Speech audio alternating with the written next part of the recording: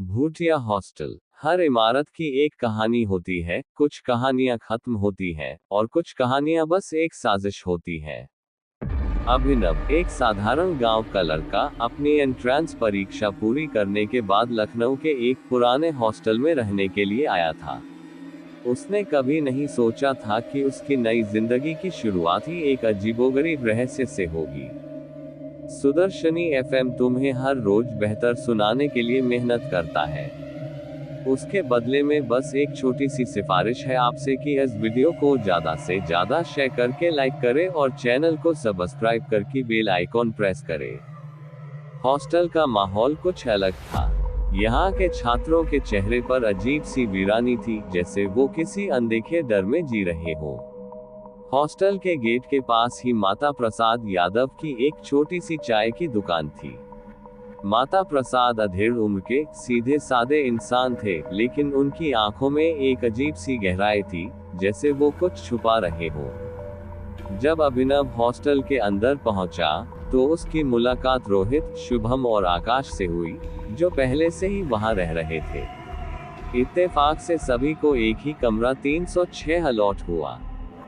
शाम को सबने बैठकर बातें की और जब रात हुई, तो कुछ ऐसा हुआ जिसे कोई भी तर्क समझा नहीं सकता था। रात के 3:24 बजे कमरे की लाइट अचानक बंद हो गई। माहौल में ठंडक बढ़ने लगी और चारों दोस्त एक दूसरे को आवाज देने लगे। आकाश अचानक गायब हो गया। अभिनव हमेशा अपनी जेब में एक छोटी सी टॉर्च रखता था। उसने टॉर्च जलाकर देखा, लेकिन आकाश कहीं नहीं था। सब घबरा गए। कुछ ही देर बाद अचानक अलमारी का दरवाजा खटाक से खुला और आकाश उसमें से बाहर निकला। क्या कर रहे थे अंदर?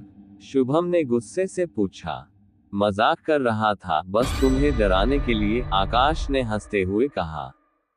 लेकिन सबसे अजीब बात यह थी कि आकाश को देखकर ऐसा नहीं लगता था कि वो ऐसे मजाक करेगा। थोड़ी देर में सब कुछ सामान्य हुआ और चारों दोस्त सोने चले गए। लेकिन जैसे ही अभिनव ने घड़ी की ओर देखा, उसकी आंखें फटी रह गईं। वक्त अभी भी 3:24 पर अटका हुआ था। सुबह जब सबकी आंख खुली, तो हॉस्टल में हलचल थी। लगता था कि रात की घटना सिर्फ एक सपना थी।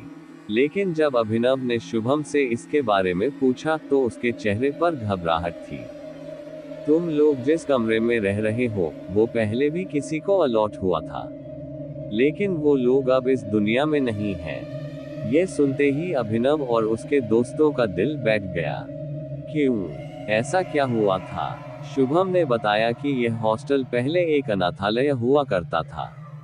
यहाँ रहने वाले बच्चों को जिंदा जला दिया गया था ताकि इस जमीन को बेचा जा सके। सब कुछ समझने के लिए सभी दोस्त माता प्रसाद चाय वाले के पास गए। माता प्रसाद ने एक गहरी सांस ली और बोले, ये जगह शापित है बेटा। जो भी इस हॉस्टल में रात 3:24 बजे के बाद जागता है, वो उसी भूतिया खेल का हिस्सा बन जाता है। लेकिन इससे पहले कि वे कुछ समझ पाते, खरे वार्डन आ गया। तुम लोग यहाँ क्या कर रहे हो? उसने कड़कती आवाज में पूछा। अभिनव और उसके दोस्तों ने कुछ नहीं कहा। लेकिन उस रात फिर वही हुआ। जैसे ही घड़ी 3:24 पर पहुंची, कमरे का दरवाजा जोर जोर से खटखटाने लगा। बाहर से एक चीखने की आवाज आ रही थी। दरवाजा खोलो, मुझे बाहर निकालो। चारों दोस्त हिम्मत जुटाकर बाहर निकले, लेकिन जो उन्होंने देखा, वो अकल्पनीय था।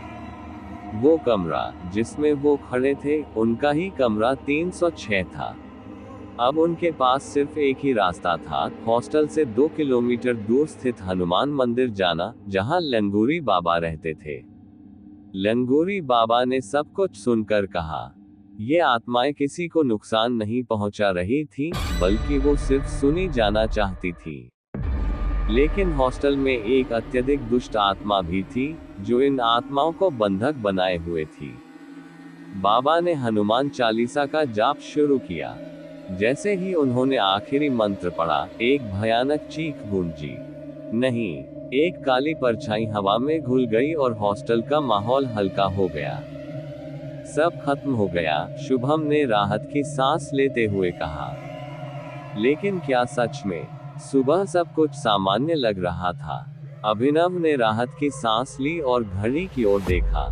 वो अभी भी 3:24 पर अटकी हुई थी। शीशे में एक डरावना चेहरा झलक रहा था। क्या तुम लोग सच में जीत गए हो?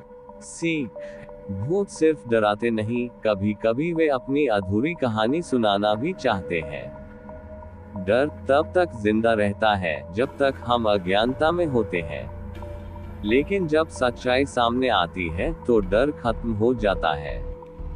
क्या हॉस्टल सच में शुद्ध हो चुका था या सिर्फ एक और भ्रम था? इस चैनल पर प्रस्तुत सामग्री पूरी तरह से काल्पनिक है और केवल मनोरंजन के उद्देश्य से बनाई गई है। यदि किसी व्यक्ति, स्थान या घटना से कोई समानता पाई जाती है तो वह मात्र एक संयोग है। कहानियों में रहस्य, डर और सस्पेंस के तत्व हो सकते हैं जो परिपक्व दर्शकों के लिए उपयुक्त हैं। दर्शकों से विवेकपूर्ण निर्णय लेने का अनुरोध है। ये चैनल किसी भी प्रकार की अंधविश्वास, अलौकिक विश्वास या हानिकारक प्रथाओं को बढ़ावा नहीं देता है। द एंड, या फिर एक नई शुरुआत।